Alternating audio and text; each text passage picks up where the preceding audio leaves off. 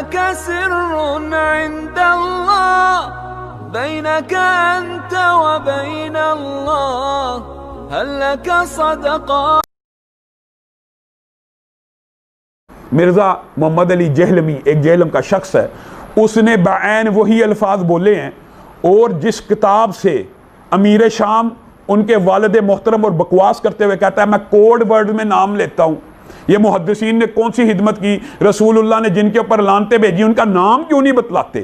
عجیب و غریب انداز میں اس نے اپنا کلپ اپلوڈ کروایا، یا جس نے بھی کیا کہتا ہے یہ محدثین نے کون سی خدمت کی ہے کہ رسول اللہ نے 3 اشخاص پہ لعنت بھیجی ان کا نام نہیں لکھا ہوا. نام بتائیں نا. کہتا پھر میں بتاتا ہوں کوڈ ورڈز کے اندر بلادری کی کتاب انصاب الاشراف میں سے نام ڈھونڈ کے لایا.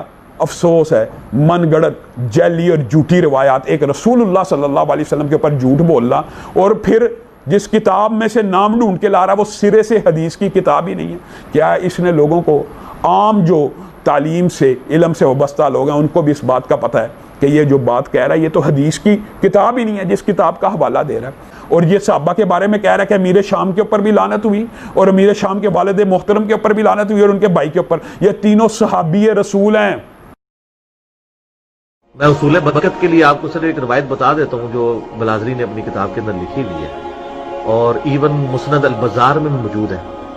ٹھیک ہے کہ نبی علیہ السلام نے فرمایا، ایک صحابی کہتے ہیں کہ نبی علیہ السلام کے سامنے سے ایک اونٹ گزر رہا تھا، تو نبی علیہ السلام نے فرمایا اس اونٹ پر بیٹھے ہوئے پہ بھی لعنت، اس کے ہانکنے والے پہ بھی لعنت، اور اس کی مہار پکڑنے والے پہ بھی لعنت.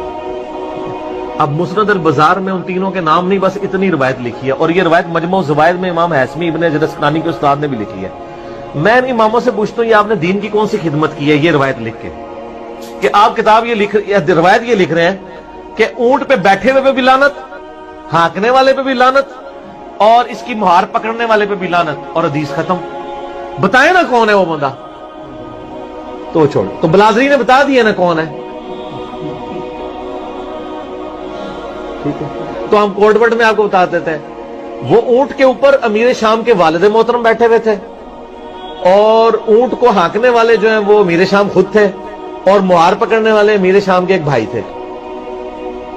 تو یہ بلازری نے لکھا ہے.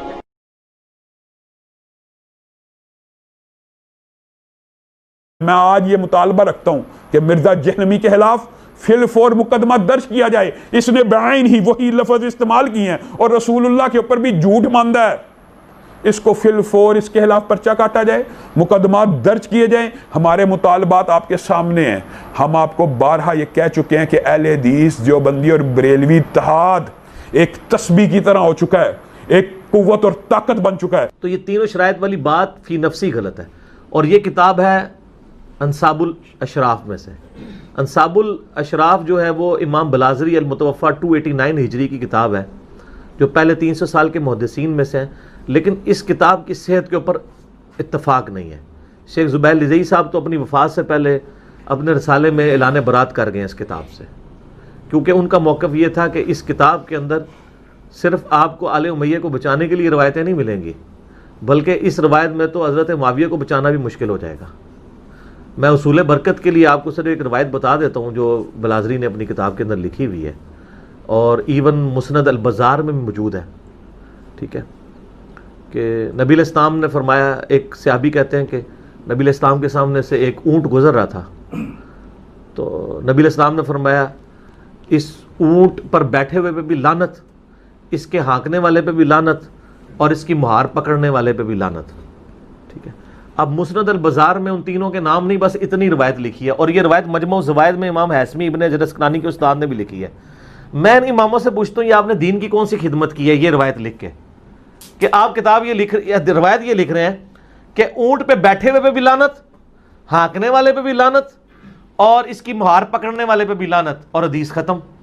بتائیں نا کون ہے وہ بندہ. تو چھوڑ، تو بلازری نے بتا دیا نا کون ہے. ٹھیک ہے، تو ہم کوڈ ورڈ میں آپ کو بتا دیتے ہیں. وہ اونٹ کے اوپر امیر شام کے والد محترم بیٹھے ہوئے تھے، اور اونٹ کو ہانکنے والے جو ہیں وہ امیر شام خود تھے، اور مہار پکڑنے والے امیر شام کے ایک بھائی تھے. تو یہ بلازری نے لکھا ہے، تو آپ ٹھیک لے لیں بلازری سے یہ. اور بھی بہت کچھ لکھا ہے اس نے. تو شیخ زبیر صاحب جو ہے نا پھر اس لیے کہتے تھے کہ اگر بلازری کی کتاب انصاب الاشراف سے اس طرح روایتیں لینا شروع کر دیں گے نا ہم, تو ہمیں پھر ابھی تک تو ہم کا دفاع صحابیت کی وجہ سے کر رہے ہیں, پھر معاملات کچھ اور نکلنے شروع ہو جائیں گے. ٹھیک ہے نا. تو وہ جو ایک رافضی بیٹھا ہوا ہے امریکہ کے اندر, کیا نام ہے اس کا, نہیں وہ نہیں, حسن اللہ یاری. ہاں تو اس کی آپ ذرا ویڈیوز دیکھیں نا, وہ یہی ساری روایتیں بلازری سے ہی لا کے دکھا رہا ہے نا, اور وہ اہل سنت کے ائمہ کا مذاق اڑا رہا ہے نا. مجھے لوگ کہتے ہیں حسن اللہ یاری کو جواب دو, میں کیا جواب دوں اس کو؟ ٹھیک ہے, میں جواب دوں گا تو آپ میرے پر 295C لگائیں گے, آپ لوگ جواب دینا. تو یہ سب فراڈ ہے. بلازری والی آندہ کبھی بیان بھی نہ کرنا, یہ 3 شرائط والی, اس کتاب سے ہی جان چھڑا لو تو زیادہ بہتر ہے. ٹھیک ہے, تو یہ کتاب فراڈ ہے. اس کے علاوہ تاریخ دمشق میں بھی باقی جگہ بھی موجود ہے.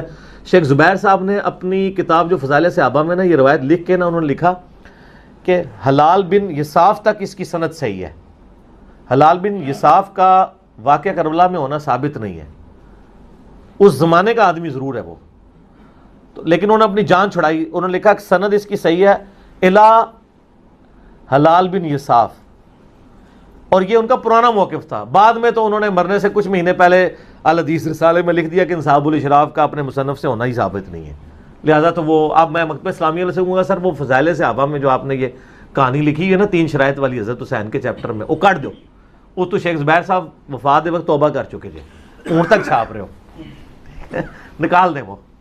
ٹھیک ہو گیا جی. سبيل الدموع سبيل مريح